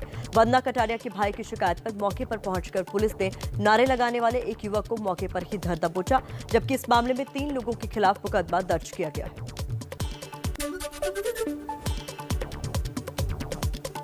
राज्यसभा में आज धर्मेंद्र प्रधान, नित्यानंद राय, राजकुमार सिंह, संजीव बालियान, मीनाक्षी लेखी सहित 21 केंद्रीय मंत्री अपने मंत्रालयों से संबंधित पेपर्स टेबल करेंगे। इसके अलावा अश्विनी वैष्णव और हरदीप सिंह पुरी समेत 37 मंत्री अपने मंत्रालयों से संबंधित संशोधन बिल पेश करेंगे। ये सारा बिजनेस लिस्टेड है, लेकिन विपक्ष के जारी हंगामे के कारण इनमें से कुछ ही काम संभव हो पाएंगे। आज संसद भवन में कांग्रेस की अगुवाई में विपक्षी दलों की बड़ी बैठक है। इसमें लोकसभा और राज्यसभा के फ्लोर लीडर्स शामिल होंगे। कांग्रेस के पूर्व अध्यक्ष राहुल गांधी के भी बैठक में शामिल होने की संभावना है। ये मीटिंग सुबह 10 बजे होगी। भारत का निर्यात 400 अरब डॉलर तक पहुंचाने के लिए आज पीएम मोदी अहम टारगेट मीटिंग लेंगे। बैठक में वाणिज्य मंत्री पीयूष गोयल, विदेश मंत्री डॉक्टर एस जयशंकर के अलावा अन्य वरिष्ठ अधिकारी भी मौजूद रहेंगे। आधिकारिक सूत्रों के मुताबिक आज शाम 6 बजे होने वाली इस बैठक को पीएम मोदी संबोधित करेंगे, जिसमें अलग अलग दूतावासों में मौजूद भारतीय राजनयिक और वाणिज्य प्रतिनिधि शरीक होंगे। देखिए, देश के सबसे बड़े प्रदेश यूपी में चुनाव में अभी 6 महीने का वक्त है, लेकिन सियासी पारा अब से ही हाई है। आइए इससे जुड़ी कुछ खबरें आप तक पहुंचाएं।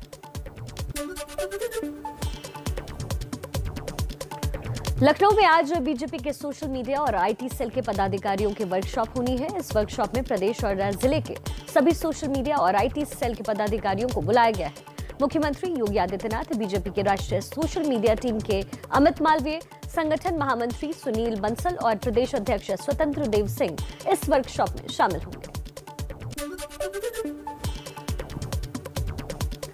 कोरोना के दौर में तमाम सावधानियों का ध्यान रखते हुए आज यूपी में बीएड की प्रवेश परीक्षा हो रही है।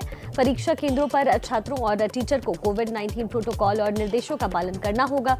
परीक्षा 2 शिफ्टों में राज्य के 75 जिलों में होगी, जो सुबह 9 बजे और दोपहर 2 बजे शुरू होगी।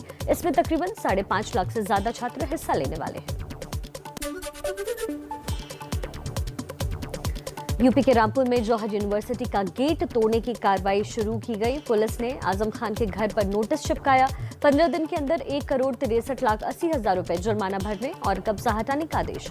जवाब देने के लिए आजम खान को 19 अगस्त तक का समय दिया गया। संगम नगरी प्रयागराज में गंगा और यमुना दोनों ही नदियों का जलस्तर तेजी से बढ़ता नजर आ रहा है। हालांकि अभी रिहायशी इलाकों में बाढ़ का पानी नहीं घुसा, लेकिन खतरा और बढ़ गया है। संगम पर मौजूद लेटे हुए हनुमान मंदिर के गर्भगृह तक पानी पहुंच चुका है। पानी के हनुमान मंदिर में दाखिल होते ही वहां के महंतों, पुजारियों और श्रद्धालुओं ने शंख और घंटे बजाकर गंगा मैया का स्वागत किया।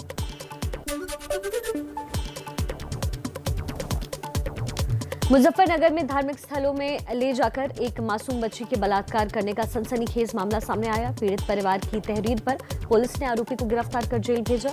आरोपी युवक एक मस्जिद के इमाम का बेटा बताया जा रहा है।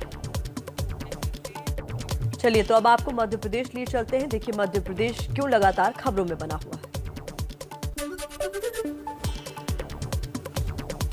मध्य प्रदेश के शिवपुरी में बाढ़ के कहर से तबाह हुए लोगों की मदद के लिए पहुंचा एबीपी न्यूज। मध्य प्रदेश के शिवपुरी में ऐसे सैकड़ों लोग हैं जिनके पास खाने के लिए राशन तक नहीं बचा। एबीपी न्यूज पर खबर दिखाए जाने के 48 घंटे बाद भी जब पीड़ितों तक राशन नहीं पहुंचा, तो एबीपी न्यूज खुद मदद लेकर गांव तक पहुंचा।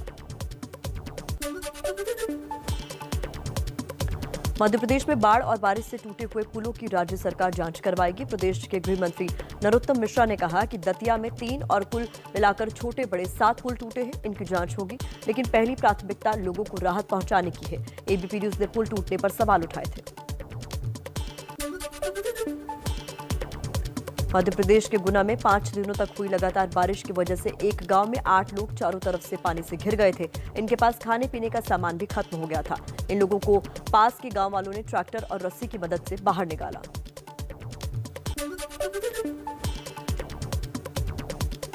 मध्य प्रदेश के राजगढ़ में पुल पर पानी भर जाने की वजह से एक गर्भवती महिला को अस्पताल ले जाना मुश्किल हो गया। इसके बाद एक महिला सब इंस्पेक्टर ने अपनी सहयोगी के साथ मिलकर ऑटो में ही डिलीवरी करवाई। मां और बच्चा दोनों स्वस्थ हैं। पुलिस के इस सहयोग की लोग जमकर तारीफ कर रहे हैं। मध्य प्रदेश के भिंड जिले में चंबल और सिंध नदी का जलस्तर बढ़ने के बाद हालात गंभीर बन चुके हैं। इससे 120 गांव में बाढ़ का पानी घुस चुका है। 25 गांव पूरी तरीके से डूब चुके हैं। भिंड में एनडीआरएफ, एसडीआरएफ के साथ सेना और एयरफोर्स ने मोर्चा संभाला हुआ है। सेना की 150 लोगों की 3 टीम राहत और बचाव कार्य के लिए भिंड जिले में बुलाई गई है। और देश की राजधानी दिल्ली में क्या हलचल है, देखिए तेज रफ्तार से। दिल्ली के लोगों को आज एक बहुत बड़ा तोहफा मिलने वाला है। आपको बता दें, राष्ट्रीय राजधानी और आसपास के इलाकों में कनेक्टिविटी को बढ़ावा देने के लिए दिल्ली मेट्रो की पिंक लाइन सेवा का विस्तार हो रहा है। पिंक लाइन के मयूर विहार पॉकेट 1 सेक्शन में त्रिलोकपुरी संजय लेक पर ट्रेन सर्विस शुरू करने की तैयारी है। केंद्रीय आवास और शहरी विकास मंत्री हरदीप सिंह पुरी और दिल्ली के सीएम अरविंद केजरीवाल आज ट्रेन सर्विस को वीडियो कॉन्फ्रेंसिंग के जरिए हरी झंडी दिखाएंगे। दिल्ली दंगा मामले में आम आदमी पार्टी के पूर्व पार्षद ताहिर हुसैन की जमानत याचिका पर आज हाईकोर्ट में सुनवाई होनी है। ताहिर हुसैन पर पिछले साल उत्तर पूर्वी दिल्ली में हिंसा भड़काने का आरोप लगा है। उनके खिलाफ हत्या की कोशिश और दंगा फैलाने का केस भी दर्ज है। धनबाद के जज उत्तम आनंद हत्याकांड मामले में आज सुप्रीम कोर्ट सुनवाई करेगा। कोर्ट ने स्वतः संज्ञान लेते हुए पिछली सुनवाई में झारखंड के मुख्य सचिव और डीजीपी से रिपोर्ट मांगी। इस मामले की जांच सीबीआई कर रही है। कोर्ट ने कहा था कि देश भर में न्यायिक अधिकारियों पर कोर्ट के भीतर और बाहर हमले की कई घटनाएं सामने आई। हम उनकी सुरक्षा के मुद्दे पर सुनवाई करेंगे। दिल्ली में रोहिणी के प्रेम नगर इलाके में जन्मदिन की पार्टी के दौरान एक युवक का कत्ल कर दिया गया। वारदात में एक युवक घायल हो गया। प्रेम नगर में रहने वाला वीरेंद्र और उसका भाई नितिन दोनों बुधवार की शाम को एक बर्थडे पार्टी में गए थे। पार्टी के दौरान वहीं पर कुछ लड़कों से किसी बात को लेकर के अनबन हुई और उन लड़कों ने दोनों पर चाकू से हमला कर दिया। दिल्ली कैंट इलाके में 9 साल की बच्ची से रेप और हत्या के मामले में आज बच्चे का अंतिम संस्कार किया जाएगा। पुलिस आज पहले बच्चे के परिवार को अस्पताल लेकर जाएगी। उसके बाद बच्चे का अंतिम संस्कार किया जाएगा। टोक्यो ओलंपिक में रवि दहिया का मैच देखकर कत्ल के मामले में जेल में बंद पहलवान सुशील कुमार भावुक हो गया। छत्रसाल स्टेडियम में सुशील कुमार की देखरेख में ही रवि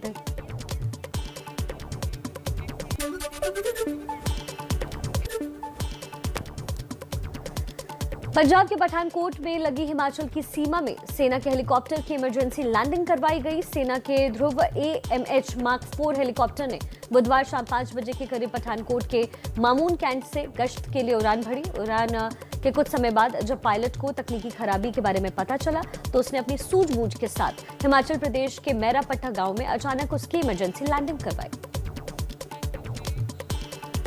ऋषिकेश में कुदरत का कहर जारी है। अलग अलग शहरों से तबाही और लोगों की मुसीबतों की तस्वीरें आ रही है। जानते हैं उसके बारे में।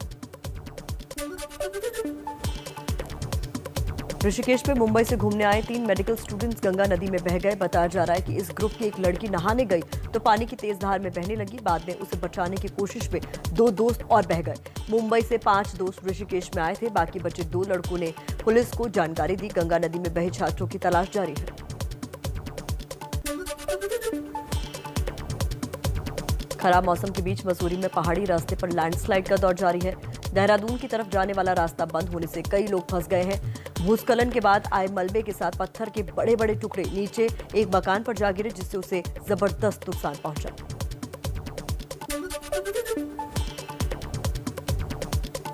उत्तरकाशी में तेज बारिश के बाद रिहायशी इलाके में मिट्टी का सैलाब आ गया। इसके बाद दोपहिया वाहनों को लोग बचाते दिखे। लगातार हो रही बारिश और भूस्खलन की वजह से जगह जगह सड़कें टूट रही हैं। और अब महाराष्ट्र और मुंबई की नई खबरों से आपको रूबरू करवा देते हैं।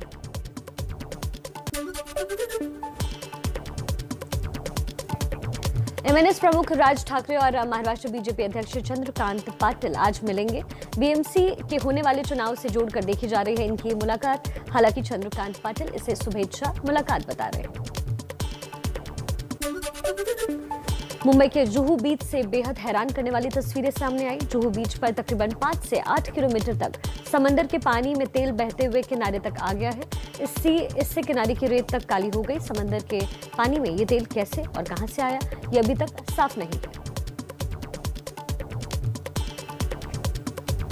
से सिल्वर मेडल का जो हमारा प्राइज है वो 4 करोड़ रुपए का प्राइज है, तो 4 करोड़ रुपए की राशि भी ये उनको दी जाएगी।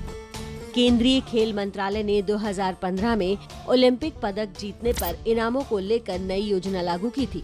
उसके मुताबिक रवि दहिया को सिल्वर जीतने पर 50 लाख रुपए मिलेंगे। इसी तरह ओलंपिक में महिला वेट लिफ्टिंग में देश को एक और मेडल दिलाने वाली मीराबाई चानू को भी मणिपुर सरकार ने कई इनामों से नवाजा है। मीराबाई चानू को मणिपुर सरकार ने ASP बना दिया है। इसके अलावा उन्हें 1 करोड़ रुपए कैश दिए जाएंगे। केंद्र सरकार की ओर से चानू को 50 लाख रुपए मिलेंगे। आंध्र सरकार ने सिंधु को 30 लाख कैश देने का ऐलान किया है, जबकि भारतीय ओलंपिक संघ ने 25 लाख देने की घोषणा की है। केंद्र सरकार से भी ब्रॉन्ज जीतने पर सिंधु को 30 लाख रुपए मिलेंगे। भारतीय पुरुषों ने हॉकी में 1980 के बाद देश को पहला मेडल दिलाया। अब हरियाणा, पंजाब और रेलवे ने हॉकी खिलाड़ियों पर इनाम की बरसात कर दी है। पंजाब सरकार ने हॉकी में ब्रॉन्ज जीतने वाले हर खिलाड़ी को 1-1 करोड़ रुपए इनाम देने का ऐलान किया, तो हरियाणा ने हर खिलाड़ी के लिए 2.5 करोड़ देने की घोषणा की है। हरियाणा ने ब्रॉन्ज जीते अपने हर खिलाड़ी को खेल विभाग में नौकरी और कंसेशनल रेट पर प्लॉट देने का भी ऐलान किया है। वहीं रेलवे ने ब्रॉन्ज जीतने वाले अपने हर खिलाड़ी को 1-1 करोड़ रुपए देने का ऐलान किया है। इस वक्त हमारे साथ हमारे संवाददाता जुड़ रहे हैं। हमारे साथ कुरुक्षेत्र में भारतीय कप्तान रानी रामपाल के घर से संवाददाता हरपिंदर सिंह जुड़ रहे हैं। साथ ही हमारे साथ अमृतसर में धाकड़ डिफेंडर गुरजीत कौर के घर से संवाददाता गगनदीप सिंह भी हैं। चंडीगढ़ में मिडफील्डर मोनिका मलिक के घर से लाइव रहेंगे सचिन कुमार। ये तमाम संवाददाता इस वक्त वहाँ हैं जहाँ खिलाड़ियों का परिवार है। सबसे पहले सचिन, आपका रुख करना चाहेंगे, इस वक्त वहाँ क्या माहौल और परिवार क्या उम्मीद जता रहा है? जी, मैं इस वक्त मोनिका मलिक के घर पर हूं और परिवार जो है, मैं आपको बता दूं कि अभी मैच नहीं देख रहा है, पर जिस तरीके से गेम चली है, क्योंकि पिछला जो मैच हुआ था ग्रेट ब्रिटेन से, उसमें भारत जिस तरीके से हारा था, तो उसके मुकाबले जो आज जो मैच जो भारतीय टीम खेल रही है, तो परिवार जो है कहीं ना कहीं कॉन्फिडेंट है कि भारत जो है मेडल जो है जीतेगा। फिलहाल स्कोर लाइन बेशक 4-3 है, पर परिवार जो है अब भी कॉन्फिडेंट है मेडल जीतने के लिए। मोनिका मलिक के पापा हमारे साथ हैं, तकदीर सिंह जी, ये चंडीगढ़ पुलिस में सब इंस्पेक्टर हैं, इनसे भी बात करेंगे। सर, आज जो खेल हुआ है, पिछले मैच से अगर कंपेयर करें ग्रेट ब्रिटेन से जो मैच था, तो उसके मुकाबले तो बहुत कड़ा मुकाबला आज हुआ है। हाँ जी, कड़ा मुकाबला हुआ है, कड़ा मुकाबला हुआ है, इसमें कोई शक नहीं। जी, मोनिका का खेल भी हम देख रहे थे। मोनिका ने एक बहुत ज़बरदस्त डिफेंड किया गोल के ऊपर, तो मोनिका के कंट्रीब्यूशन पे आप कुछ कहना चाहेंगे? ठीक किया, ये उसका हक बनता था खिलाड़ी होने के नाते गोल बचाना अपने टीम के पक्ष में, ये ठीक किया। तो अभी क्या एक्सपेक्टेशंस है आपको? बिल्कुल थोड़ा टाइम जो है मैच का बचा है। हाँ, कुछ मिनट हैं, इसमें जीत भी सकते हैं, बात नहीं। जी, तो आप सुन रहे थे कि कहीं ना कहीं पिछले मैच से अगर कंपेयर करें तो फैमिली जो है कहीं ना कहीं सेटिस्फाइड है जो टीम आज जो प्रदर्शन की है टीम ने, बट अभी कुछ चंद मिनट बचे हैं मैच के, तो कॉन्फिडेंट है कि मैच जो है भारतीय टीम जो है जीतेगी। और अभी स्कोर लाइन जो है बराबर हो गई है। एक बार दोबारा रिएक्शन हम लेते हैं। सर, कैसे देख रहे हैं? अभी 4-4 हो गया स्कोर। हाँ, ये हमारा शुभ संकेत है, पिछड़ने के बाद फिर बराबरी की है, तो उम्मीद है भगवान। बिल्कुल सचिन, मैं अमृतसर में गगनदीप का भी रुख करना चाहूंगी, क्योंकि धाकड़ डिफेंडर गुरजीत कौर के घर से गगनदीप हमारे साथ मौजूद है। गगनदीप, वहां क्या माहौल? देखिए, गुरजीत के घर में सबसे पहले गुरजीत ने जिस तरह की परफॉर्मेंस की है, तो गुरजीत के घर में शादी वाला माहौल बन गया है। आसपास उसके गांव वालों ने यहाँ पे अरेंजमेंट जो देख ले सकते हैं आप करने शुरू कर दिए हैं, जहाँ पे कि गुरजीत के घर में उनके परिवार वालों ने, क्योंकि उनकी परफॉर्मेंस है, उनका परिवार तो वो है, वो बहुत खुश है। अमृतसर के जो पाकिस्तान के सटा जो गांव मियादी कलां है, जस्ट पाकिस्तान के पास ही है, तो उनके परिवार वाले बहुत खुश हैं जिस तरह गुरजीत ने पहले गोल किया और जिस तरह की परफॉर्मेंस दी। तो यहाँ पे घर में उन्होंने अरेंजमेंट प्रबंध करने शुरू कर दिए, क्योंकि बहुत सारे गाँववासी भी आ रहे हैं, लोग भी ज़िले से आ रहे हैं और साथ ही मीडिया कर्मी भी तो पहुंचे हुए हैं। तो उनके रिश्तेदार, पारिवारिक सदस्य यहाँ पे मौजूद है। अंदर मैच यहाँ पे चल रहा है, वहाँ पे मैच देख सकते हैं। गुरजीत के भाई हमारे साथ हैं, तो उनसे बात करेंगे, गुरजीत के भाई से। तो सर कैसे लग रहा है? आज मैं आपकी इंटरव्यू कर रहा हूँ जी। मुझे इतनी बहुत अच्छा चल रहा है। हाँ जी, हाँ जी। गुरजीत की परफॉर्मेंस बहुत अच्छी चल रही है भाई साहब, बहुत अच्छा किया उसने, बहुत खेला, बढ़िया खेला उसने। 4-4 की बराबरी हो गई। अब मैच के क्या 4-3 की चल रही है। हाँ, उन्होंने दिया नहीं गोल हमको, और वो गुरजीत को बाहर निकाल देते हैं। पिछले मैच में भी ऐसा हुआ, इस बार भी ऐसा हो रहा है, पता नहीं क्यों हो रहा है, भगवान जाने जी।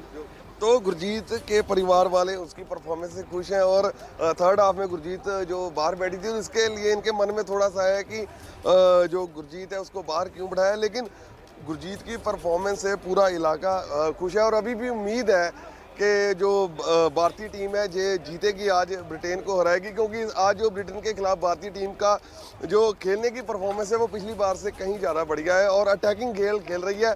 तो इससे परिवार वालों में खुशी है। सरहदी गांव है और पूरे सरहदी गांव में जहां पे मोबाइल की रेंज तक नहीं आती जहां पे, तो यहां से एक प्लेयर निकल के आज टोक्यो ओलंपिक में एक जबरदस्त प्रदर्शन कर रही है, तो पूरे इलाके के लिए ये फख्र की बात है।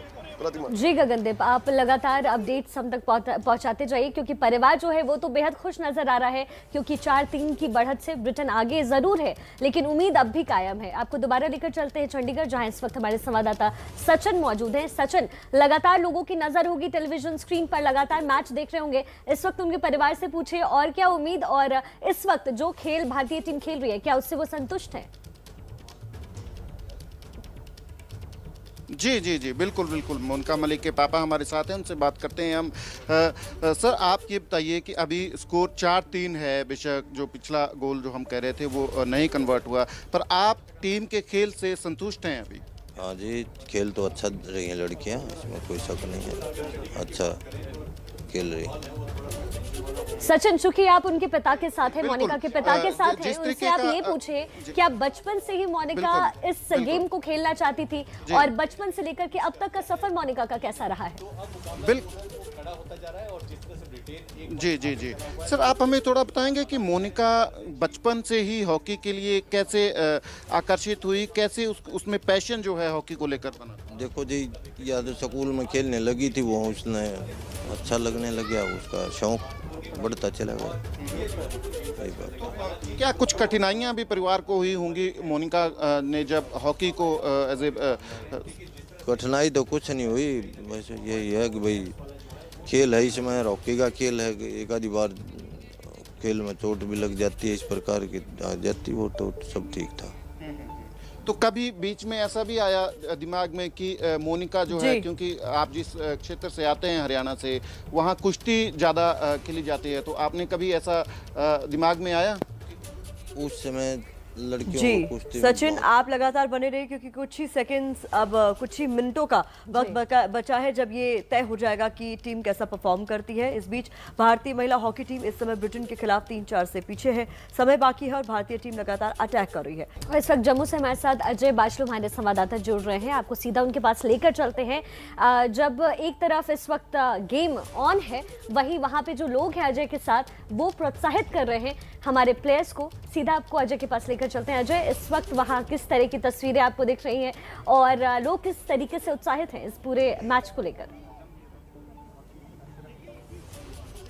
देखिए, मैं इस समय जम्मू के स्टेडियम में हूं और यहाँ मेरे पीछे जो ये लोग देख रहे हैं आप, ये दरअसल खिलाड़ी हैं, और इसमें सबसे अच्छी बात ये है कि ये सिर्फ हॉकी के खिलाड़ी नहीं है, बल्कि दूसरी गेम से जुड़े भी खिलाड़ी हैं जो यहाँ लगातार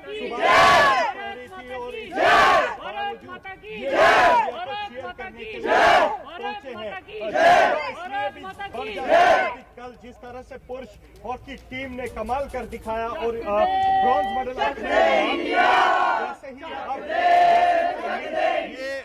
लोग जो हैं, ये खिलाड़ी जो हैं महिलाओं से कर रहे हैं। कल जिस तरह से इंडिया ने मैच जीता, आज आप महिलाओं से भी वही उम्मीद कर रहे हैं? यस सर, हमें उम्मीद है कि जैसे कल बॉयज़ ने अपना नाम बनाया ओलंपिक में, मेडल जीता है, वैसे यार गर्ल्स जीते हैं, जिससे हाँ भाई हमारी इंडिया के गर्ल्स को भी मौका मिले आगे जाने का, महिलाओं को भी मौका मिलेगा। और लगातार यहाँ पर आप एथलेटिक्स में हैं, लेकिन आज आप टीम हॉकी के लिए चेयर कर रहे हैं, क्यों? सर क्योंकि जैसे कि हॉकी का मैच चल रहा है, तो हम सब यही चाहते हैं कि हम उनको सपोर्ट करें, उनको भी एक जुनून मिलेगा कि सब हमें सपोर्ट कर रहे हैं, तो इसलिए हम यहाँ पे इकट्ठे हुए हैं। आप खुद एक महिला है, जब इस तरह महिलाओं को मौका मिलता है और इतना अच्छा परफॉर्म करती हैं महिलाएं ओलंपिक्स में, किस तरह आपकी गेम पे असर पड़ता है? अच्छा परफॉर्म होते हैं, गेम पे कितना असर पड़ता है? अच्छा असर होता है, और हमें भी दिल करता है हम भी जाकर नेशनल लगाए। आप खुद एक महिला खिलाड़ी हैं, जब महिलाएं इस तरह का परफॉर्म करती हैं, आपकी गेम पे असर पड़ता है? फर्स्ट ऑफ ऑल हमें मोटिवेशन मिलता है कि जो जितनी गर्ल्स हैं, मतलब जो घर का काम करती हैं नदर उनको मतलब एक प्रेरणा मिलती है कि हम आगे जाएं, कुछ करें, कुछ रिप्रेजेंट करें, मतलब हमें भी दम है, वो हम कर सकते हैं। प्रेरणा का स्रोत बनती है इस तरह की जीत। और लगातार यहाँ पर ये खिलाड़ी जो है, और खास बात ये है कि ये खिलाड़ी हैं, हॉकी के खिलाड़ी हैं, दूसरी खेलों से जुड़े खिलाड़ी हैं, और लगातार यहाँ पर महिला टीम के लिए चीयर कर रहे हैं। और उम्मीद यही है कि जिस तरह का इतिहास कल पुरुष हॉकी टीम ने बनाया वहाँ पर, वो इतिहास अब महिला टीम भी रिपीट करेंगे। अजय, आगे भी आप तस्वीरें ऐसे ही पहुँचाते रहो। और इस वक्त की बड़ी खबर आपको हम बता दें, ब्रॉन्ज मेडल के लिए मैच में हारी महिला हॉकी टीम। इस वक्त की बड़ी खबर, ब्रिटेन में 4-3 से हारी भारतीय महिला हॉकी टीम। इससे पहले ब्रिटेन 4-3 से लगातार आगे चल रहा था, जिसके बाद खेल अपने अंतिम छोर तक पहुंच रहा था। लेकिन इस वक्त की बड़ी खबर, महिला हॉकी में अब तक एक भी पदक भारत को हासिल नहीं हुआ। ब्रॉन्ज के इस खिताब के दौर में भारत हार चुका है। ब्रॉन्ज मेडल के लिए मैच में हारी भारतीय महिला हॉकी टीम ब्रिटेन से 3-4 से हारी। तो कांस्य पदक से चूक गई टीम इंडिया। कोशिश लगातार आखिरी वक्त तक ही की जा रही थी कि बराबरी पर ले आए मैच को और किसी तरीके से बढ़त बना ले ब्रिटेन पर, लेकिन जो बढ़त ब्रिटेन ने बनाई हुई थी उससे हम आगे नहीं बढ़ पाए। कुंतल चक्रवर्ती हमारे खेल संवाददाता हमारे साथ मौजूद है। कुंतल, डिसअपॉइंटिंग तो रहा, लेकिन आखिरी वक्त तक मैच में कोशिश पुरजोर करती रही। देखिए, मैं डिसअपॉइंटिंग नहीं कहूँगा, मैं यही कहूँगा ये ब्रॉन्ज मेडल अगर होता तो ये 24 कैरेट का ब्रॉन्ज मेडल होता। 24 कैरेट का गोल्ड मेडल सभी ने सुना होगा, लेकिन ये मेडल अगर होता 24 कैरेट का ब्रॉन्ज मेडल होता। इसमें कहीं ना कहीं ये दिखा दिया है भारतीय महिला हॉकी टीम ने कि वो तैयार है कोई भी टीम से पंगा लेने के लिए। और जो टीम से कोई भी उम्मीद नहीं थी ये ओलंपिक से पहले, ऐसा माना जा रहा था कि ये टीम हाँ अच्छा खेलने के लिए जा रही है, लेकिन मेडल की उम्मीद नहीं थी। सच कहे तो पहले 3 मैच में 11 गोल कंसीड की थी, वहां से जो कमबैक की, ये सबके लिए एक, आप कह सकते हैं सबके लिए एक लेसन है। सबको एक सीख मिलेगा इससे कि हाँ, भारतीय हॉकी टीम अगर ये कर सकता है तो मैं भी कर सकता हूँ, भारतीय महिला हॉकी टीम अगर ये कर सकती है तो हम भी ये कर सकते हैं। तो ये सबको दिखा दिया है भारतीय महिला हॉकी टीम ने। बेहतरीन हॉकी खेलकर पहले 3 मैच के बाद से ऑस्ट्रेलिया को हराकर, आयरलैंड को, साउथ अफ्रीका को, और फिर इस तरह के परफॉर्मेंस। हो सकता है 4-3 से आप हार गई हो टीम, लेकिन ये टीम बहुत आगे जाएगी, ये टीम बहुत आगे जाएगी।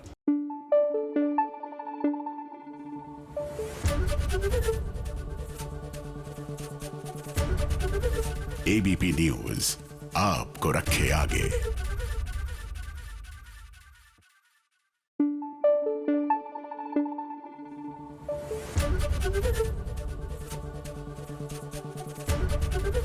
एबीपी न्यूज आपको रखे आगे।